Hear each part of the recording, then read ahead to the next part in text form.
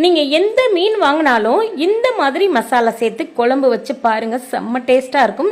இன்றைக்கி நான் வந்து பார்த்திங்கன்னா குழம்பு வச்சுட்டு இது கூட நல்ல மொறுமொறுப்பான மீன் வறுவல். வீடியோ வந்து ஸ்கிப் பண்ணாமல் கடைசி வரையும் பாருங்கள் ஃப்ரெண்ட்ஸ். வாங்க ஃப்ரெண்ட்ஸ், இந்த மீன் குழம்பும் மீன் வறுவலும் ரொம்ப ஈஸியான மெத்தடில் எப்படி பண்ணுறதுன்னு பார்க்கலாம்.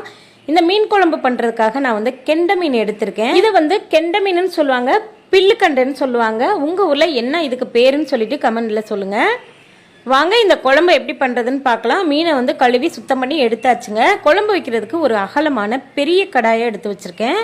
அதில் வந்து 3 டேபிள் ஸ்பூன் அளவுக்கு வந்து எண்ணெய் ஊற்றிருக்கேன். எண்ணெய் நல்லா சூடானதுக்கப்புறம் 1 டீஸ்பூன் வெந்தயம், 1/2 டீஸ்பூன் கடுகு, 1/2 டீஸ்பூன் அளவுக்கு வந்து ஜீரகம் சேர்த்துக்கோங்க. இந்த மசாலா வந்து சேர்த்திங்கன்னா ரொம்ப ரொம்ப டேஸ்ட்டும் நல்ல வாசனையாகவும் இருக்கும். இது கூட 10லேருந்து 15 பூண்டு, ஒரே ஒரு பெரிய வெங்காயம் நல்லா பொடியாக நறுக்கிட்டு சேர்த்துருக்கேன். இந்த மீன் குழம்புல வந்து பூண்டு சேர்க்கும்போது